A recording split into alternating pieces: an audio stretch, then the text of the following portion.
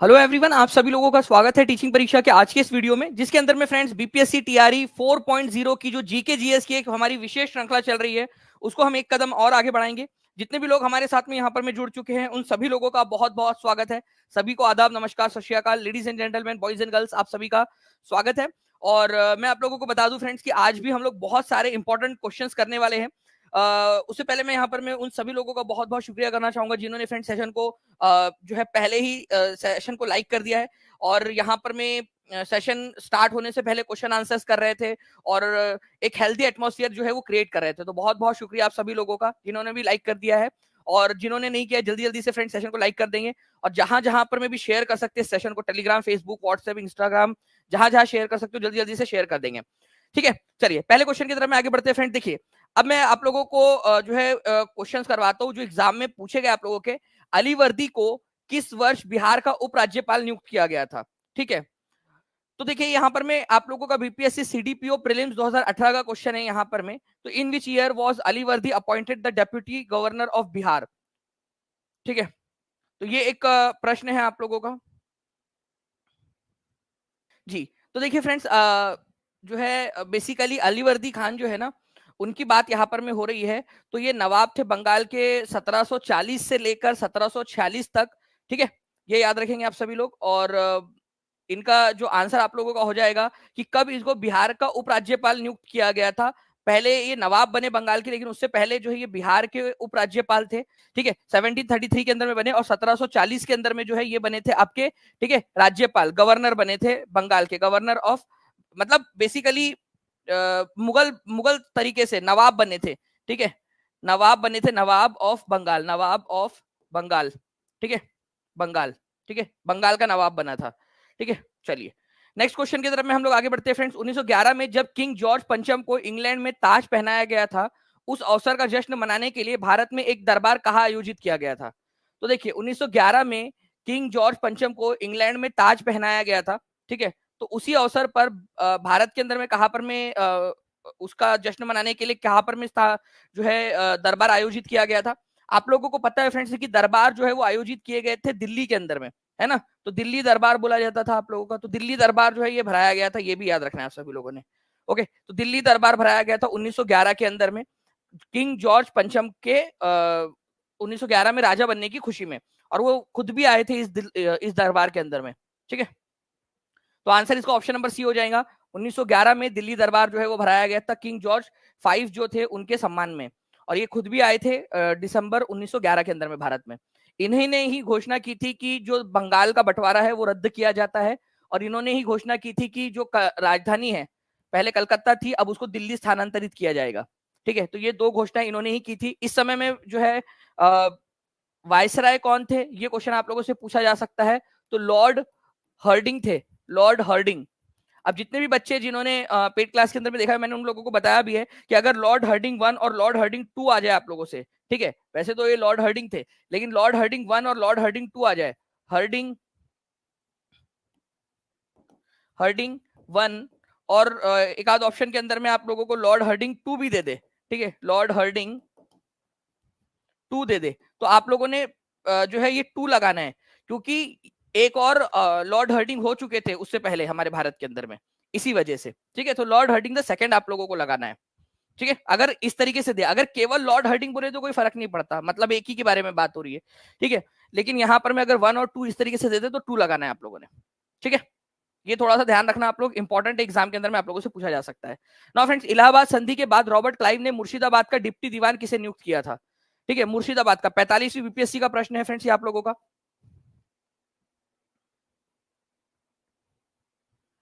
देखिए, इलाहाबाद संधि के बाद रॉबर्ट क्लाइव ने मुर्शिदाबाद का डिप्टी दीवान किसे नियुक्त किया था? हाई लेवल क्वेश्चन है फ्रेंड्स। ठीक है, मोहम्मद रजा खान, सिताब राय, राय दुर्लभ, सैयद गुलाम हुसैन। ठीक है, बताइए जल्दी से इसका आंसर क्या होगा आपका?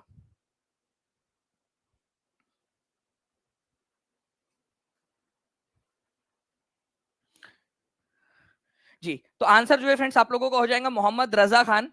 एक सीरीज आती थी, अगर आप लोगों ने कभी देखा हो, डीडी नेशनल के ऊपर में आती थी, ठीक है, डिस्कवरी ऑफ इंडिया नाम से। ठीक है, तो भारत एक खोज, एक सीरीज आती थी, और जवाहरलाल नेहरू की जो पुस्तक थी डिस्कवरी ऑफ इंडिया, उसके ऊपर में आधारित थी।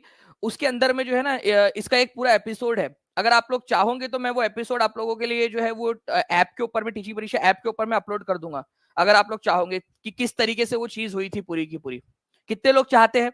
वो एपिसोड है मेरे पास में, ठीक है, डीडी नेशनल का आर्काइव में। और बहुत पुराना है, करीब 20 साल हो गए 20-25 साल हो गए उसको, ठीक है।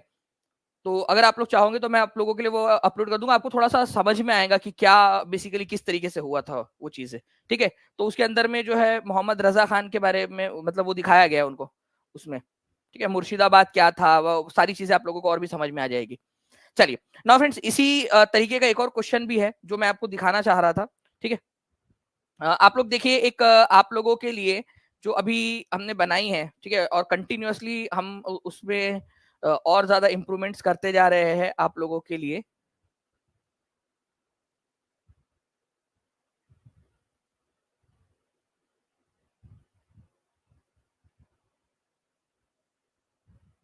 Just a second.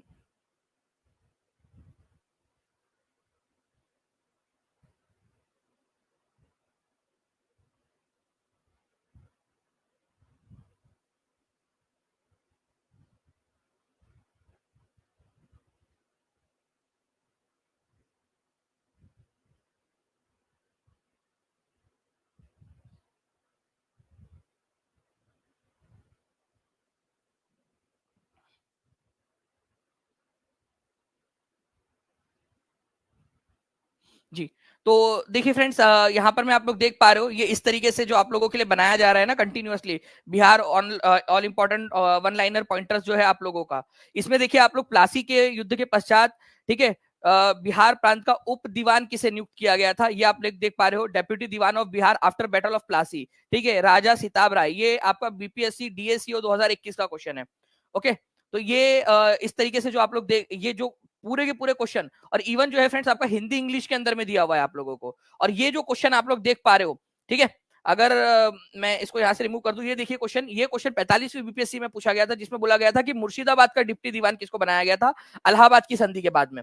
तो इस तरह से जितने भी क्वेश्चंस आप लोगों के बनते हैं, जो जो भी क्वेश्चन आप लोगों के पूछे जा सकते हैं एग्जाम के अंदर में, वो सारे क्वेश्चन आप लोगों के जो है हम लोग यहाँ पर कवर करने की कोशिश कर रहे हैं फ्रेंड्स। हिस्ट्री का जो है आप लोगों का कंप्लीट हो गया है, वो आप लोगों को अपलोड कर दिया जाएगा। साथ ही साथ अब जो है आप लोगों के बाकी के, जैसे ज्योग्राफी भी कल रात में हम लोगों ने बनाने की कोशिश कर रहे हैं हम लोग। 2 रातों से आपको आवाज से भी लग रहा होगा फ्रेंड्स की नींद नहीं हुई है पूरी तरीके से, क्योंकि दो दो रातों से कंटिन्यूअस डे नाइट वर्क आप लोगों के लिए चल रहा है। चलिए, नाउ फ्रेंड्स, आगे बढ़ते हम लोग। किस समाचार पत्र में पहली बार बाइकॉट घोषित किया गया था, ये बताइए, शब्द का इस्तेमाल किया गया था बाइकॉट शब्द का।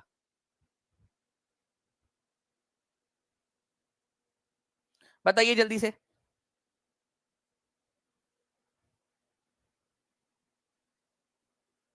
किस समाचार पत्र में बाइकॉट शब्द पहली बार घोषित किया गया था?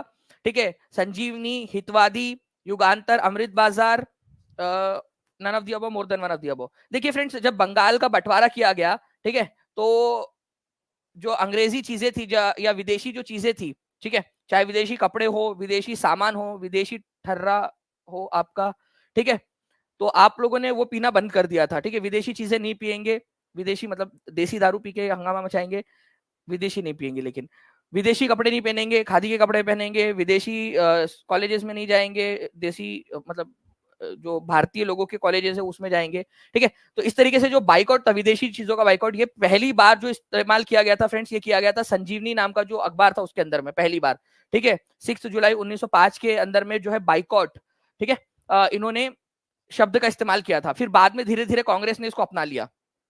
ओके, कांग्रेस ने इसको अपना लिया, अदरवाइज सबसे पहले किसने इस्तेमाल किया था बाइकआउट शब्द का?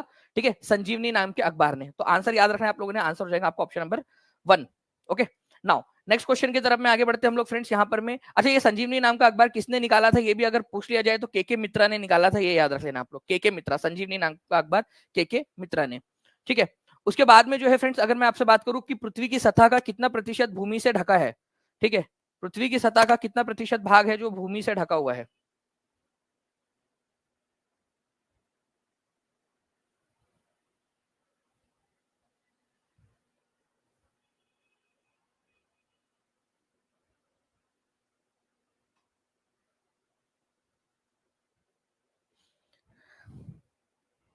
ठीक है।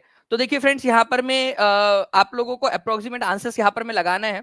ठीक है, तो मैं अगर आप लोगों से यहाँ पर मैं एनसीईआरटी को दिखाऊं, यहाँ पर मैं क्लास 8 की ज्योग्राफी की पुस्तक है, चैप्टर नंबर 2 है land soil water natural vegetation and wild life resources नाम से। इसमें अगर आप लैंड नाम का जो चैप्टर है उसमें देखोगे तो land is among the most important natural resources. पृथ्वी भी या भूमि जो है वो भी एक तरह का प्राकृतिक संसाधन है। भूपृष्ठ का लगभग जो है फ्रेंड्स आपका कुल क्षेत्रफल का 30%, लगभग 30% भाग जो है, लगभग 30% भाग भूमि का जो है वो मतलब पृथ्वी का भूमि से ढका हुआ है। ठीक है, हम 71-29 बोलते हैं, लगभग अगर हम 29 को माने तो 30 के करीब आ जाता है ये। तो ये आपका एनसीईआरटी के अंदर में ही दिया हुआ है, तो आप लोग यहाँ पर मैं आंसर लगाऊंगे ऑप्शन नंबर ए, लगभग 30% भाग जो है वो भूमि से ढका हुआ है। ओके, चलिए, मतलब पृथ्वी के ऊपर में जो जमीन है जिसके ऊपर में आप खड़े रह सकते हो, बाकी क्या है फिर, बाकी समुद्र है। ठीक है, इसके अलावा फ्रेंड्स आप लोगों का स्टूडेंट्स की हाई डिमांड और हाई रिक्वेस्ट के ऊपर में फ्रेंड्स, क्योंकि कई कई सारे बच्चे अभी भी कंटिन्यूअसली कॉल कर रहे हैं कि सर कल का लेक्चर अभी हमने देखा, अभी हमको मिला, तो क्या अभी भी आज मिल सकता है? तो फ्रेंड्स आपके लिए इसको एक्सटेंड किया जा रहा है आज के लिए केवल। ठीक है, क्योंकि कई सारे बच्चों ने कल नहीं देख पाए थे, ईद थी और वो बिजी थे, तो उन लोग नहीं कर पाए, तो आज उन लोगों के कॉल्स आ रहे हैं, तो उन लोगों के लिए जो है फ्रेंड्स आज हम स्पेशली एक्सटेंड कर रहे हैं इस ऑफर को। ठीक है, तो जो लोग करना चाहते हैं उनके लिए आज लास्ट डे है 51% ऑफ का। बक्सर की लड़ाई में अंग्रेजी सेना का नेतृत्व किसने किया था? ठीक है, ये बताना है आप लोगों ने, बक्सर की लड़ाई में अंग्रेजी सेना का नेतृत्व किसने किया था? पहली बात तो बक्सर की लड़ाई हुई कब थी? पहले हुई थी प्लासी की लड़ाई। प्लासी की लड़ाई, प्लासी की लड़ाई में रॉबर्ट क्लाइव ने नेतृत्व किया था, रॉबर्ट क्लाइव। ठीक है, रॉबर्ट क्लाइव ने। ये प्लासी की लड़ाई हुई थी आपकी 1757 के अंदर में। उसके बाद में अगर बक्सर की लड़ाई की हम लोग बात करेंगे तो बक्सर की जो लड़ाई थी आपकी हुई थी 1764 के अंदर में। इसके अंदर में जो है फ्रेंड्स हेक्टर मुनरो जो था, हेक्टर मुनरो, ओके, इसने जो है इसके अंदर में नेतृत्व किया था, हेक्टर मुनरो ने। ठीक है, तो ये आप लोगों ने याद रखना, ये बीपीएससी एएओ की एग्जाम के अंदर में आया हुआ है आप लोगों का, और कभी भी एग्जाम के अंदर में आप लोगों से पूछा जा सकता है। ओके, तो प्लीज इसको याद रखिएगा आप सभी लोग। और मैं आप लोगों को बता दूं फ्रेंड, डीएसईओ की एग्जाम में भी आ चुका है और एएओ की एग्जाम के अंदर में भी आ चुका है। और डायरेक्टली हाथ कंगन को आरसी क्या, पढ़े लिखे को फारसी क्या। ठीक है, और आप लोगों के लिए, ठीक है, प्रूफ क्या। देखिए आप लोग, पूरा इसको बड़ा ही करते हैं हम लोग। देखिए यहाँ पर मैं आप लोग देख पा रहे होंगे फ्रेंड्स, देखिए पॉइंट नंबर 2 अगर आप लोग देखोगे कि who led the British forces in battle of Buxar. ठीक है, बक्सर की लड़ाई के अंदर में किसने नेतृत्व किया था? तो मुनरो ने। ठीक है, डायरेक्टली क्वेश्चन आया आप लोगों का, और आप लोग जो है इस तरीके से पॉइंटर्स के थ्रू क्या कर सकते हो, पॉइंटर्स के थ्रू इन सारी चीजों को याद रख सकते हो। ओके, पॉइंटर्स के थ्रू। और ये रिवीजन के लिए बहुत अच्छी अच्छी टेक्निक है आप लोगों की, रिवीजन के लिए हम लोग कोशिश कर रहे हैं कि एक कदम और आगे जाया जाए आप लोगों के लिए। आप लोग मुझे बताना कि आइडिया कैसा है। ठीक है, आप लोग मुझे बताना, हम आपको ये सारे पॉइंटर्स देंगे, आप इन पॉइंटर्स को अच्छे से रिवाइज करना। फिर क्या करेंगे, इन पॉइंटर्स के ऊपर में एक टेस्ट देंगे, और उन टेस्ट के अंदर में पूरे इस तरीके से ऑप्शंस भी रहेंगे। कितने लोगों को लगता है कि ये कारगर टेक्निक है? और उसके अंदर में आपके अनलिमिटेड अटेम्प्ट रख देंगे, और कंटिन्यूस आप देते जाओ देते जाओ देते जाओ टेस्ट उसके अंदर में। अगर आप लोगों को अच्छा लगे तो बताना। मुझे पता है कि 3-4 रातें और जागनी पड़ेगी, लेकिन आपके लिए कर लेंगे। ठीक है, अगर आप लोगों को चाहिए तो इस तरीके से भी किया जा सकता है कि आप इसको पूरा अच्छे से पढ़ो, बार बार पढ़ो, और फिर टेस्ट देते जाओ उसके अंदर में, इस सीरीज के अंदर में आप लोगों की जो वो सीरीज थी। तो हेक्टर मुनरो जो थे फ्रेंड्स, उन्होंने बक्सर के युद्ध के अंदर में अंग्रेजों का नेतृत्व किया था, ये याद रखना है। मैडम कामा द्वारा स्टुटगार्ट में फहराया गया तिरंगा ब्रिटिश भारत में किसके द्वारा तस्करी करके लाया गया था? एक्चुअली देखिए, एक क्वेश्चन हमने देखा था, मैडम कामा जो थी उन्होंने क्या किया था, पहली बार विदेश के अंदर में झंडा फहराया था स्टुटगार्ट जर्मनी के अंदर में। ठीक है, वो झंडे को किसने तस्करी करके, मतलब चुरा के जो है वो भारत में लेकर आ गए थे कि भाई ये तो हमारा जो है निशानी है। तो देखिए आपको पता होना चाहिए फ्रेंड्स कि 1907 में 22 अगस्त 1907 के अंदर में विदेशी जमीन के ऊपर में पहली बार मैडम भिकाजी कामा जो थी उन्होंने झंडा फहराया था स्टुटगार्ट जर्मनी के अंदर में। ओके, तो स्टुटगार्ट जर्मनी के अंदर में उन्होंने झंडा फहराया था मैडम भिकाजी कामा। वो झंडा जो है फ्रेंड्स किसने वापस लेकर आ गया था, स्मगलिंग करके या तस्करी करके या चुरा के वहां से छुड़वा के ला लिया था। तो इंदुलाल याग्निक थे वो जिन्होंने इसको वापस ला लिया था झंडा। वो झंडा झंडा कौन सा है? तो ये देखिए, ये वो झंडा है। ठीक है, ये झंडा जिसमें वंदे मातरम लिखा हुआ था, और उन्होंने भारत लेकर आ गए थे इंदुलाल याग्निक ने। ठीक है, ये याद रखना है आप लोगों ने। और ये अभी भी रखा हुआ है, मराठा एंड केसरी लाइब्रेरी जो है पुणे के अंदर में, ठीक है, वहां पर में अभी भी रखा हुआ है ये। Okay, Maratha and Kesari library है पुणे के अंदर में, वो अभी भी ये झंडा रखा हुआ है, इंदुलाल याग्निक ने चुरा के ला लिया था। अगर आपको देखना है तो आप लोग जा सकते हो उसको, ठीक है। Maratha and Kesari library in Pune. तो मैडम भिकाजी कामा, इंदुलाल याग्निक जो थे उन्होंने लिख रहा था इसको, ये याद रखेंगे आप सभी लोग। मैडम भिकाजी कामा को क्या कहा जाता है, ठीक है, मदर ऑफ इंडियन रिवॉल्यूशन, ठीक है, भारतीय क्रांति की जननी कहा जाता है इनको, ठीक है, मदर ऑफ इंडियन रिवॉल्यूशन, ठीक है, भारतीय क्रांति की जननी कहा जाता है उनको, ये याद रखना है आप लोगों ने, भारतीय क्रांति की जननी। नेक्स्ट क्वेश्चन की तरफ में आगे बढ़ते हैं फ्रेंड्स। निम्नलिखित में से कौन सी प्राथमिक गतिविधि है, इनमें से कौन सी वाली प्राथमिक गतिविधि है ये भी बता दीजिए। एनसीईआरटी बेस्ड क्वेश्चन है आप लोगों का, डायरेक्टली क्वेश्चन की तरफ में देखेंगे हम लोग।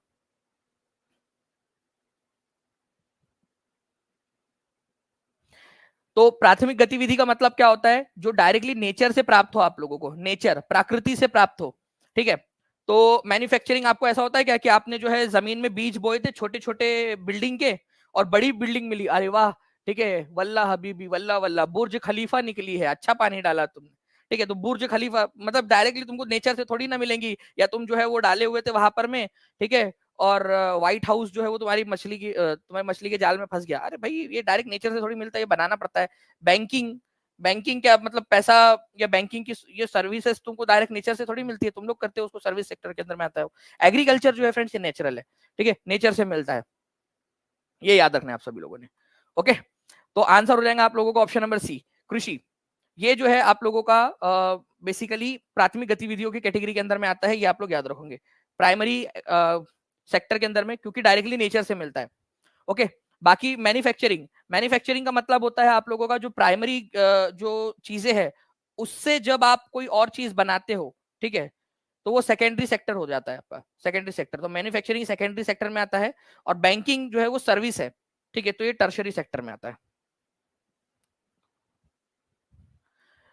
कोर्स के अंदर वन लाइनर कहाँ मिलेगा, देखिए आपको ना वो जो है आपको जाना पड़ेगा यहाँ पर में, जो आपके कोर्सेस है वहां पर में है माय कोर्सेस करके एक फोल्डर आपको दिखेगा, उसके अंदर में जितने भी लोग हैं उन लोगों को वहां पर में दिखेगा माय कोर्सेस के अंदर में। अगर नहीं दिख रहा होगा तो थोड़ा सा वेट करना, क्योंकि धीरे धीरे धीरे वो रोल आउट हो रहा है, इतने सारे बच्चे हैं, ठीक है, तो धीरे धीरे धीरे धीरे सबके तरफ में, आज शाम तक वेट करना, सबके तरफ में दिखने लग जाएगा आज शाम तक तो। ओके, तो एग्रीकल्चर जो है फ्रेंड्स ये प्राइमरी एक्टिविटी है। अच्छा, भारत की पॉपुलेशन का कितने प्रतिशत अभी भी जो है वो इसके ऊपर में डिपेंडेंट है, ठीक है, बता सकते हो आप लोग, भारत की पॉपुलेशन का कितना प्रतिशत जो है अभी भी है। चलिए, what is the primary focus of chapter 3 in the class 8 agriculture syllabus. मतलब देखिए इसको बोला मैंने क्वेश्चन बना, तो भाई जो है वो तो प्राइमरी चैप्टर मतलब वो पूछ रहा है कि चैप्टर नंबर 3 क्लास 8 का किस पे डिपेंडेंट है। अरे छुटकू भाई, इतना भी खतरनाक क्वेश्चन नहीं बनाना था, वो किसको याद, उनको याद थोड़ी ना रहेगा वो, ठीक है, एग्रीकल्चर पर बेस्ड है, ठीक है, मान लिया, ठीक है, एक और क्वेश्चन बनाओ।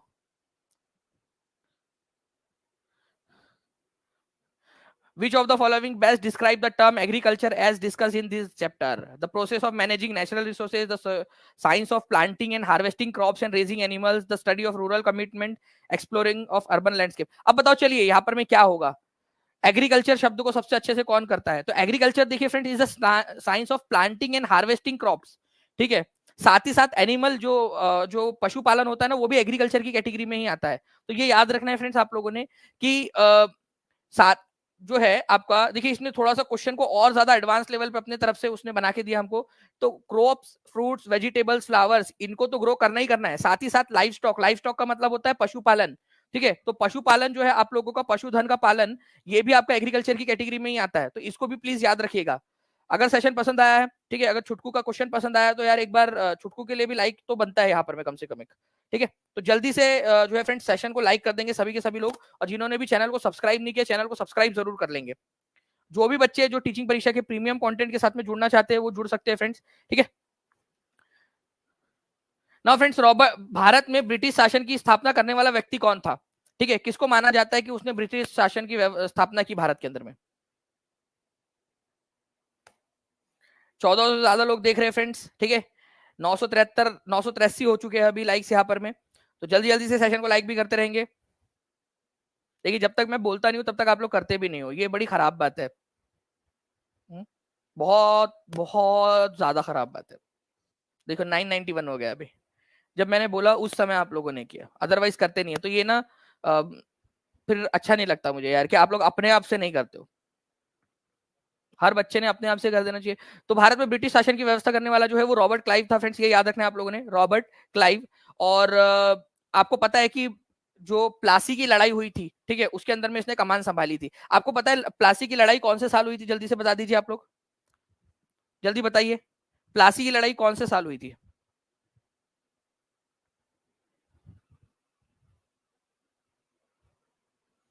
ठीक है, ये आप लोगों का बीपीएससी ए ही आपको दिख रहा है यहाँ पर में पेपर 3 के इसमें पूछा था आप लोगों का। ठीक है, बीपीएससी ए ही की एग्जाम के अंदर में मैं आप लोगों को जो है ना फ्रेंड्स ये दिखा देता हूँ कि ये क्वेश्चन कहाँ से उठाया गया था। ठीक है, मैं ये क्वेश्चन आप लोगों को दिखा देता हूँ कि ये क्वेश्चन उठाया कहाँ से गया था।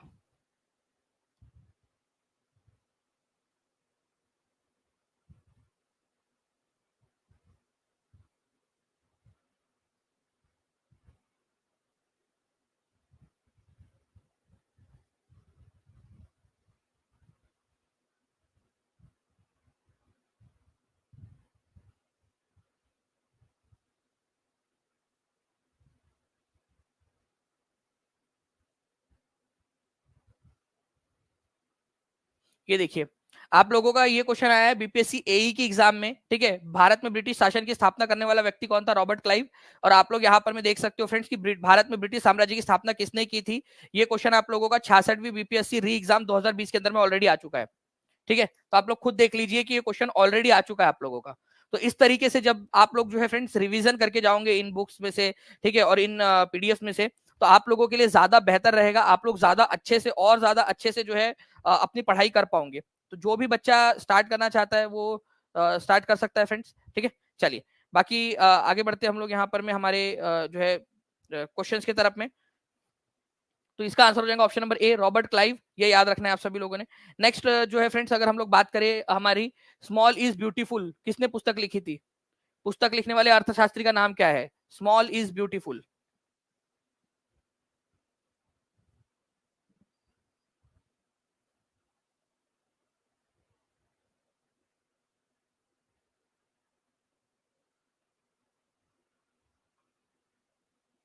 अब देखिए ये स्मॉल इज ब्यूटीफुल जो है ना फ्रेंड्स, ये आप लोगों से ऐसे ही ऐसे ही हवा में नहीं पूछ रहे, ये एनसीईआरटी के अंदर में दिया हुआ है इसीलिए पूछ रहे। स्मॉल इज ब्यूटीफुल नामक जो पुस्तक है फ्रेंड्स, ठीक है, ये एक पुस्तक थी आप लोगों की जिसका उल्लेख आपको एनसीईआरटी के अंदर में भी मिलता है। तो मैं डायरेक्टली आप लोगों को एनसीईआरटी का भी दिखा देता हूँ यहाँ पर मैं। ठीक है,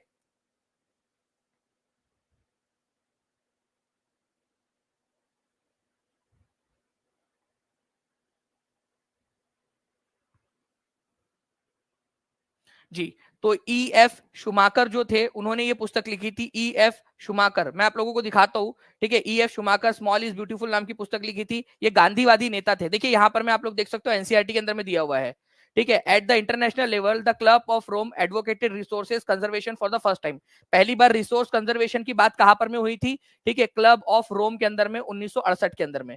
ठीक है, उसके बाद में 1974 के अंदर में शुमेशर या शुमाकर जो प्रोनाउंसिएट किया जाता है उनका, उनकी पुस्तक स्मॉल इज ब्यूटीफुल में इस विषय पर गांधी जी के दर्शन की बार से पुनरावृत्ति की गई। गांधी जी ने भी कहा था एक बार कि भाई हमें रिसोर्सेस को बचाना चाहिए, कंजर्व करना चाहिए। तो स्मॉल इज ब्यूटीफुल नाम के अंदर में शुमाकर या सुमेशर, जो भी आप लोग प्रोनाउंसिएट करना चाहो, ठीक है, लेकिन आप लोगों को इतना याद रखना है क्योंकि इसको शुमाकर और सुमेशर दोनों तरीके से किया जाता है। मैक्सिमम जगह पे इसको शुमाकर लिख कर आएगा फ्रेंड्स, क्योंकि जब भी आप इसका ट्रांसलेशन करते हो तो शुमाकर लिख कर आता है। ठीक है, अच्छा एक और चीज आपको बताता हूँ कि एनसीए जो एग्जाम्स होती है उसके अंदर में अगर हिंदी और इंग्लिश के अंदर में, ठीक है, कभी भी अगर डिस्क्रिपेंसी आती है और एग्जामिनर अगर उस क्वेश्चन को कैंसिल नहीं करना चाहता तो इंग्लिश वाला जो वर्जन होता है उसको प्राथमिकता दी जाती है। कई बार ऐसा होता है कि हिंदी इंग्लिश में आया तो वो लोग कैंसिल कर देते हैं उस क्वेश्चन को, लेकिन अगर उनका मन ना हो कैंसिल करने का उस क्वेश्चन को तो इंग्लिश वाले को प्राथमिकता दी जाती है, ये भी याद रख लेना आप लोग। उसके बाद में जो है फ्रेंड्स एक और चीज है आप लोगों को मैं बहुत ही इंपॉर्टेंट वाली चीज बताता हूँ कि सबसे पहले ये क्वेश्चन बहुत बार आ चुका है, सस्टेनेबल डेवलपमेंट ये कंसेप्ट जो है वो कहां पर में आया था? तो ब्रूनलैंड कमीशन रिपोर्ट के अंदर में आया था। ये क्वेश्चन को ना एक काम करो कि सस्टेनेबल डेवलपमेंट का कंसेप्ट जो है वो सबसे पहले कहां पर में आया था, ठीक है, तो ये ब्रूनलैंड कमीशन रिपोर्ट के अंदर में आया था 1987 के अंदर में। एक काम करो, इसको पेपर पे लिखो, ठीक है, उसकी 10-12 जेरोक्स निकालो, रोज पानी में डुबा के रखना, सुबह वो पानी पी जाना, इतना ज्यादा इंपॉर्टेंट है आप लोगों का, ठीक है, कि ब्रूनलैंड जो कमीशन रिपोर्ट है उसके अंदर में सस्टेनेबल डेवलपमेंट, ठीक है, तो यहाँ पर में सस्टेनेबल डेवलपमेंट, सतत पोषणीय विकास की बात सबसे पहले आप लोगों की कहां पर में आई थी, तो ब्रूनलैंड आयोग रिपोर्ट 1987 के अंदर में आई थी, ये याद रखेंगे आप सभी लोग, ठीक है, 1987 के अंदर में। और वो जो बुक उन्होंने पब्लिश की थी ब्रूनलैंड कमीशन रिपोर्ट को अवर कॉमन फ्यूचर भी कहा जाता है, ठीक है, तो जो ब्रूनलैंड कमीशन रिपोर्ट है उसका नाम क्या था, ठीक है, जो रिपोर्ट थी उसका नाम क्या रखा गया था, अवर कॉमन फ्यूचर, हमारा साझा भविष्य। ओके, तो इसके ऊपर में इतने सारे क्वेश्चन बन सकते हैं कि आप जो है यहां पर में, अच्छा एक और चीज थी, मैं एक चीज आपको बताता हूं,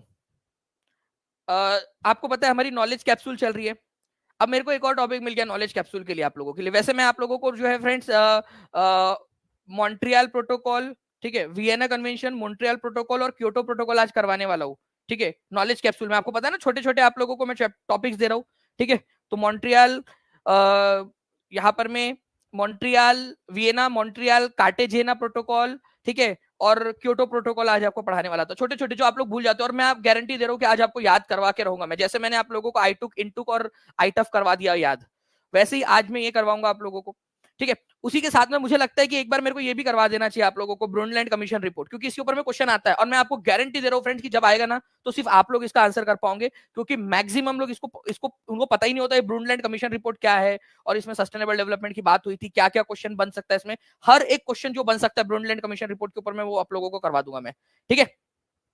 तो आज रखेंगे हम लोग नॉलेज कैप्सूल रात में 9 बजे, ठीक है, चलिए गुड, वो भी रखते हैं हम लोग। और वो मोहम्मद रजा वाला जो क्वेश्चन था ना, वो भी मैं आप लोगों को आपका वो जो था आपका एपिसोड, वो आज ही डाल दूंगा मैं अभी, बस आधे घंटे के अंदर में। लाल मिट्टी का पीला रंग किसके कारण होता है, हाइड्रेशन के कारण, कार्बोनेशन के कारण, ऑक्सीडेशन के कारण, रिडक्शन के कारण, ठीक है।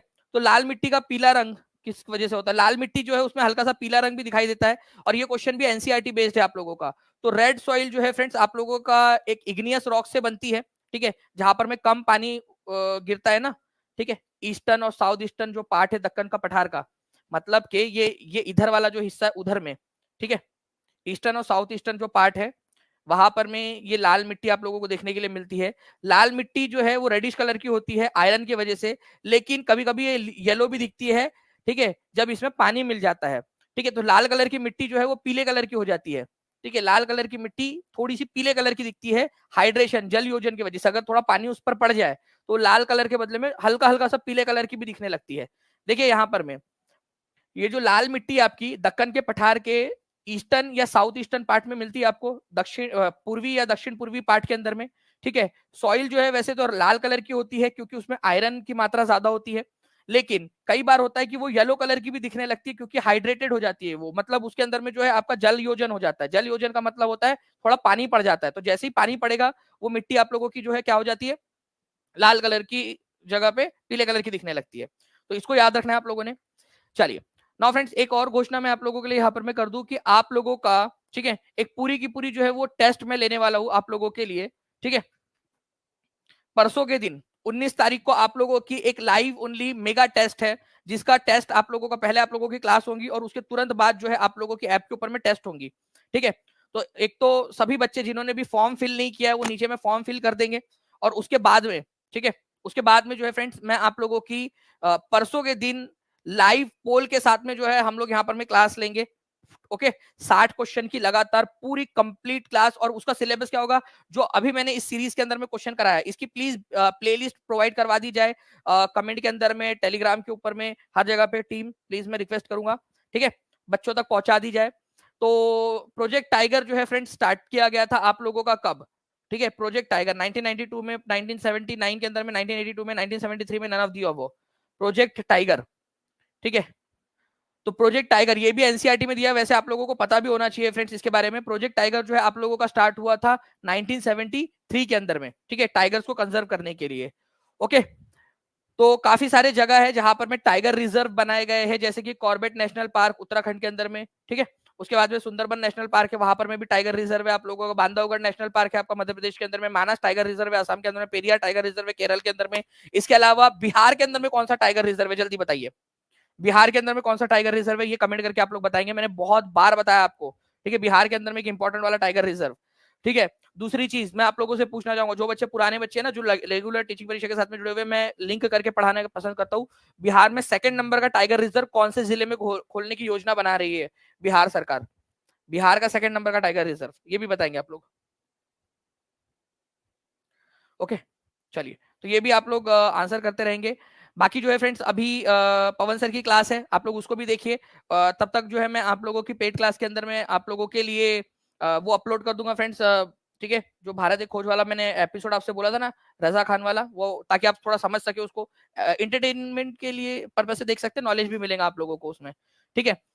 तो 51% ऑफ का आज जो है फ्रेंड्स एक्सटेंड कर दिया गया है स्टूडेंट की हैवी डिमांड के ऊपर में। तो आज आप लोग इसको एंजॉय कर सकते हो। जो भी पर्क्स है, जो भी सारे बेनिफिट्स है, वो भी आज के लिए एक्सटेंड कर दिए गए हैं। तो जो बच्चे कल रह गए थे, ठीक है, किसी भी कारण से छुट्टी थी और बहुत सारे जो बच्चों के मैसेज आ रहे थे, ठीक है, तो आप लोग जो है अभी इसका लाभ उठा सकते हो। ओके, चलो, thank you very much friends. मिलते हैं हम लोग हमारे नेक्स्ट लेक्चर में। तब तक के लिए take care and bye. God bless you all. और अभी पवन सर की क्लास है, आप पवन सर की क्लास भी देख लीजिए। और जो बच्चे टेस्ट देना चाहते हैं, ठीक है, वो टेस्ट दे सकते हैं। और प्लेलिस्ट की लिंक आप लोगों के लिए जो है यहाँ पर में पिन कर दी गई है। तो प्लेलिस्ट जरूर आप लोग जो है फ्रेंड्स यहाँ पर में देख लीजिए अच्छे से। ओके, चलो, थैंक यू वेरी मच। परसों के दिन टेस्ट होंगी, मेरे को कमेंट में बता देना कि आप लोग सभी लोग तैयार है या नहीं परसों के दिन टेस्ट के लिए, ठीक है। चलो, thank you friends, bye, God bless you all, thank you. Playlist की लिंक जो है वो डाल दी गई है आप लोगों के लिए फ्रेंड्स। ओके।